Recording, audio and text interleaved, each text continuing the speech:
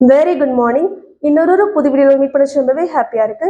இன்னைக்கு நம்ம பார்க்கக்கூடிய டாபிக் வந்து மல்டி கேப் மியூச்சுவல் ஃபண்ட்ஸில் வந்து எஸ்ஐபி பண்ணுறது சரியா, லாங் டேர்ம் க்ரோத்துக்கு வந்து இது வழிவகுக்குமா, இதை பண்ணுறது மூலமா நம்மளோட குழந்தைகளோட எதிர்காலத்தை வந்து நாமளே வந்து 100% செக்யூர் பண்ணுறதுக்கு சமமா, இதை பற்றி தான் இந்த வீடியோ டிஸ்கஸ் பண்ண போகிறோம். ஸ்கிப் பண்ணாமல் பாருங்க. நம்ம வந்து ஆல்ரெடி வந்து ஒரு வீடியோ போட்டிருந்தோம் லிக்கர் ஸ்டாக்ஸை பற்றி. ஸோ அதை நீங்கள் வாட்ச் பண்ணாமல் இருந்தீங்கன்னா கண்டிப்பாக வந்து டிஸ்கிரிப்ஷன் லிங்க் கொடுக்குறேன், இப்போ செக் பண்ணி பாருங்க. அந்த வீடியோவில் நான் மென்ஷன் பண்ணியிருந்தேன் திலக் நகர் இண்டஸ்ட்ரீஸ் ஷேரை பற்றி. நேற்று மட்டுமே இந்த டிஐ வந்து 16% ரைஸ் ஆயிடுச்சு. நான் ஆல்ரெடி ஹோல்ட் பண்ணியிருந்தேன், 4000 ப்ராஃபிட்டுக்கும் நான் செல் பண்ணிட்டேன். ஸோ இன்கேஸ் வந்து எங்கள் லிக்கர் ஸ்டாக்ஸ் வீடியோ மிஸ் பண்ணிட்டேன்னா கண்டிப்பாக செக் பண்ணி பாருங்க. மோஸ்ட் ப்ராஃபிட்டபிள் ஸ்டாக்ஸ் கண்டிப்பாக உங்களோட வாட்ச் லிஸ்ட்டில் இருக்கக்கூடிய ஸ்டாக்ஸ். இன்னைக்கு வந்து சென்செக்ஸ் வந்து 80,000 கிராஸ் ஆகி ட்ரேடிங் நடந்துட்டு இருக்கு. நிஃப்டி வந்து 24,300 கிராஸ் ஆகி ட்ரேடிங் நடந்துட்டு இருக்கு. வாங்க வீடியோக்குள்ள போகலாம். மல்டி கேப் மியூச்சுவல் ஃபண்ட்ஸ் இதோட பேர்லேயே வந்து நம்மளுக்கு அர்த்தம் விளங்கும். Large cap, mid cap, small cap இந்த மூன்றுமே வந்து ஒருங்கிணைந்தது தான் இந்த மல்டி கேப் மியூச்சுவல் ஃபண்ட்ஸ்ன்றது. முன்னொரு காலத்தில் வந்து ஃபண்ட் மேனேஜர் தான் முழுக்க முழுக்க பர்சன்டேஜ் அலாட்மெண்ட்டை வந்து டிசைட் பண்ணுவாங்க.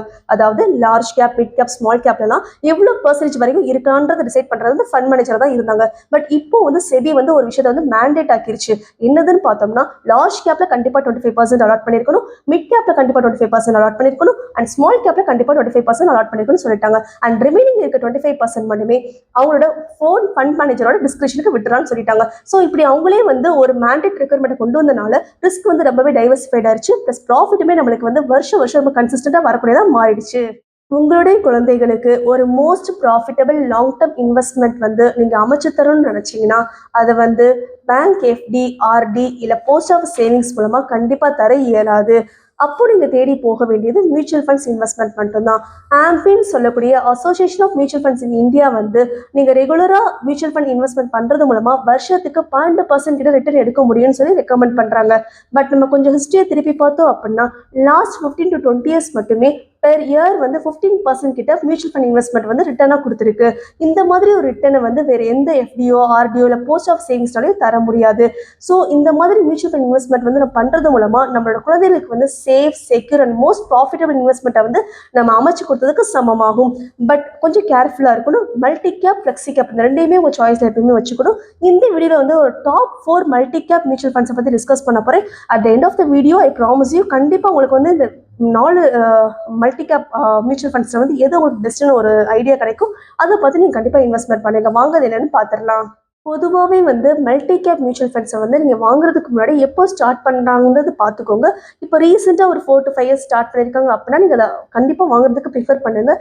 ஏன் அப்படின்னா என்இவி வந்து கம்மியாக இருக்க காரணத்தினால உங்களால் அதிக அளவில் யூனிட்ஸ் வந்து பர்ச்சேஸ் பண்ண முடியும். அப்படிப்பட்ட ஒரு 4 மல்டி கேப் மியூச்சுவல் ஃபண்ட்ஸ் தான் நான் எடுத்து வச்சிருக்கேன். ஸ்டார்ட் பண்ணி ஒரு 3 to 4 இயர்ஸ் ஆகும். பட் ரிட்டர்ன் வந்து ரொம்பவே ஹெவியாக கொடுத்துருக்கு. ஸோ அதுக்காக பிக் பண்ணி எடுத்து வச்சிருக்கேன். கண்டிப்பாக ஸ்கிப் பண்ணாமல் பாருங்கள்.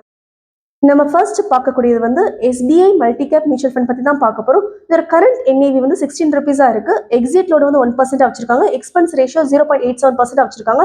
இதை ஸ்டார்ட் பண்ணி ஒரு 3 இயர்ஸ் தான் ஆகுது. But compound annual growth rate அதாவது சிஏஜிஆர் எடுத்துக்கிட்டிங்கன்னா கிட்டத்தட்ட 17% கிட்ட இருக்குது. இது உண்மையிலே ரொம்ப ஜாஸ்தியானது. ஸோ நல்ல பெர்ஃபார்ம் பண்ணக்கூடிய ஒரு மியூச்சுவல் ஃபண்ட்ஸ். இதை இன்வெஸ்ட்மெண்ட் பண்ணுறதுக்கு தயங்கவே வேண்டாம். நீங்கள் இனிஷியல் இன்வெஸ்ட்மெண்ட் ஒரு 5,000 ருபீஸ் கட்டினா போதும். எஸ்ஐபி நீங்கள் சூஸ் பண்ணிக்கிட்டீங்கன்னா மந்த்லி அட்லீஸ்ட் 1,000 ருபீஸாக பே பண்ணுற மாதிரி அமையும். அப்புறம் உங்கள் இஷ்டம் தான், 2,000 ஆக்கிக்கலாம் இல்லை 5,000 ஆக்கிக்கலாம். பட் இந்த எஸ்ஐபி வந்து உண்மையை லாங் டேர்ம் க்ரோத்துக்கு வந்து ரொம்பவே உகந்ததா அமையுது. நம்ம செகண்ட் பார்க்கக்கூடியது வந்து HDFC multi cap mutual fund தான். இதோட கரண்ட் என்ஏவி வந்து 18 ருபீஸாக இருக்குது. இதை ஸ்டார்ட் பண்ணியுமே ஒரு 3 இயர்ஸ் கிட்ட தான் ஆகுது. பட் இதோட காம்பவுண்ட் ஆனுவல் க்ரோத் ரேட்னு எடுத்துக்கிட்டிங்கன்னா எஸ்பிஐயோட கம்பேர் பண்ணும்போது ரொம்ப ஜாஸ்தியாக இருக்குது. 21% கிட்ட ப்ரொடியூஸ் பண்ணியிருக்காங்க. இந்த மாதிரி ரொம்ப ஜாஸ்தியாக இருக்கக்கூடிய கம்பெனியை வந்து நம்ம எடுத்துக்கிட்டோம் அப்படின்னா லாங் டேர்ம் க்ரோத்ன்றது நம்ம ட்ரெமெண்டஸாக இருக்கும். இதோட எக்ஸிட் லோடுமே 1% தான். எக்ஸ்பென்ஸ் ரேஷியோ வந்து 0.94% கிட்ட வச்சிருக்காங்க. மினிமம் இனிஷியல் இன்வெஸ்ட்மெண்ட் அமௌண்ட்டாக வந்து 100 ருபீஸ் தேவைப்படுது ஜாயின் பண்ணுறதுக்கு. ப்ளஸ் நீங்கள் எஸ்ஐபின்னு சூஸ் பண்ணிட்டீங்கன்னா எவ்ரி மந்த் வந்து அட்லீஸ்ட் 100 ருபீஸாவது நீங்கள் பே பண்ணுற மாதிரி இந்த ஸ்கீமில் வந்து வச்சிருக்காங்க. நம்ம தேர்ட் பார்க்கக்கூடியது வந்து HSBC multi cap mutual funds பற்றி தான். இதை ஸ்டார்ட் பண்ணி ஒரு 2 இயர்ஸ் தான் ஆகுது. இப்போ கரண்ட் என்இபி வந்து 17 ருபீஸ் கிட்ட இருக்குது. இதோட compound annual growth rate for 2 years மட்டுமே 32% கிட்ட இருக்குது. ரொம்பவே அதிகமாக இருக்குது. ஸோ ரொம்ப பாசிட்டிவான விஷயம். இந்த மாதிரி ஃபண்டை வந்து சூஸ் பண்ணி இன்வெஸ்ட்மெண்ட் பண்ணுறப்ப நம்ம க்ரோத்துமே வந்து ரொம்ப ஜாஸ்தியாக தான் இருக்கும். இதோட எக்ஸிட் லோடுன்றது 1% தான். எக்ஸ்பென்ஸ் ரேஷியோ வந்து 0.60 கிட்ட வச்சிருக்காங்க. மினிமம் இனிஷியல் இன்வெஸ்ட்மெண்ட் வந்து 5,000 ருபீஸ் தேவைப்படுது ஜாயின் பண்ணுறதுக்கு. எஸ்ஐபி நீங்கள் சூஸ் பண்ணிக்கிட்டீங்கன்னா அட்லீஸ்ட் எவ்ரி மந்த் வந்து நீங்கள் 1,000 ருபீஸாவது பே பண்ணி ஆகணும். நம்ம லாஸ்டா பார்க்கக்கூடியது வந்து bank of India multi cap mutual funds பத்தி தான் பார்க்க போறோம். இதோட கரண்ட் என்ஏவி வந்து 16 ரூபீஸ் தான் வந்திருக்கு. ஸ்டார்ட் பண்ணி ஒரு 2 இயர்ஸ் ஆகுது. பட் காம்பவுண்ட் ஆனுவல் growth ரேட்ன்றது ரொம்பவே ஜாஸ்தியா இருக்கு. 29% ப்ரொடியூஸ் பண்ணியிருக்காங்க. இதுவுமே ரொம்ப நல்ல விஷயம் தான். எக்ஸிட் லோன் வந்து ஆஸ் யூஷுவல் 1% வச்சிருக்காங்க. எக்ஸ்பென்ஸ் ரேஷியோ வந்து 1.16%. இதுதான் கொஞ்சம் ஜாஸ்தியா இருக்கு கம்பேர் டு அதர் மியூச்சுவல் ஃபண்ட்ஸோட கம்பேர் பண்ணும்போது, அதாவது மல்டி கேப் மியூச்சுவல் ஃபண்ட்ஸோட கம்பேர் பண்ணும்போது கொஞ்சம் ஜாஸ்தியா வச்சிருக்காங்க. இந்த ஸ்கீம்ல வந்து நீங்க சேரணும், அதாவது இந்த மியூச்சுவல் ஃபண்ட்ஸ் வந்து ஜாயின் பண்ணணும்னு நினைச்சீங்கன்னா வந்து இனிஷியல் இன்வெஸ்ட்மெண்ட் வந்து 5000 வந்து தேவைப்படுது. பிளஸ் எஸ்ஐபி சூஸ் பண்ணிக்கிறீங்க அப்படின்னா minimum amount for SIP per month வந்து 1000 ருபீஸா அலாட் பண்ணிருக்காங்க. நம்ம வீடியோட எண்டுக்கு வந்துட்டோம். இந்த 4 முக்கியமான மல்டி கேப் மியூச்சுவல் ஃபண்ட்ஸை பற்றி நான் டிஸ்கஸ் பண்ணியிருந்தேன். கண்டிப்பாக ஸ்கிப் பண்ணாமல் பார்த்துருப்பீங்க நான் நம்புறேன்.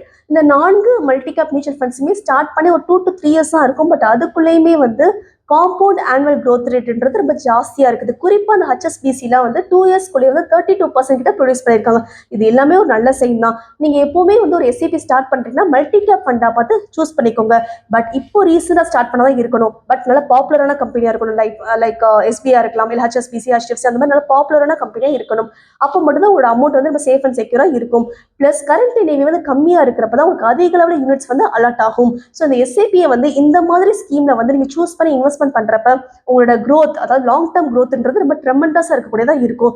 நீங்கள் வந்து ஒரு 20 வருஷம் இந்த 4 ஸ்கீம் ஏதாவது சூஸ் பண்ணி கட்டிட்டு வந்திருந்தீங்கன்னா உங்களோட பிரின்சிபல் அமௌண்ட் வந்து அசுர வளர்ச்சி அடைஞ்சிருக்குன்ற சொல்றதுல ஆச்சரியப்படுறதுக்கு எதுவுமே இல்லை.